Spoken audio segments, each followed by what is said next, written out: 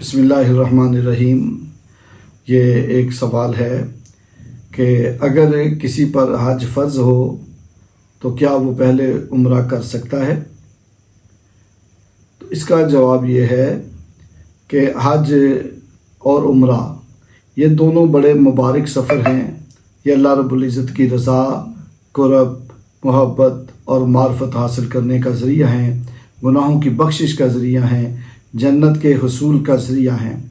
लेकिन ये बात नशीन फरमानी चाहिए कि जब हज फ़र्ज़ हो जाए और बंदा हज ना करे, हुज़ूर सल्लल्लाहु अलैहि वसल्लम ने उसके बारे में इरशाद फरमाया है कि हज फ़र्ज़ था और जिसने हज नहीं किया वो ईसाई हो के मरे या यहूदी हो के मरे, हमें उसकी कोई परवाह नहीं। अल्लाह अकबर। तो हज फ़र्ज़ है तो हज करना चाहिए। जैसे फ़र्ज़ नमाज का वक़्त हो, उधर जमात का वक़्त है तो बंदा नफल की नियत करके खड़ा हो जाए।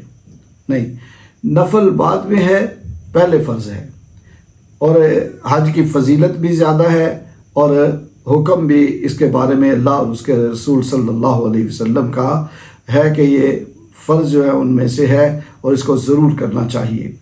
और बंदा हज के लिए जाता है तो वहाँ जितने मर्ज़ी उम्रे करे, पहले उम्रे करे जब पहले दिनों में फारिग है, बाद में उम्रे करे, हज भी हो जाएगा, उम्रा भी हो जाएगा और फ़र्ज़ भी अदा हो जाएगा। और अगर बंदा हज को छोड़कर उम्रा करेगा तो हज ना करने का उसे गुनाह होगा।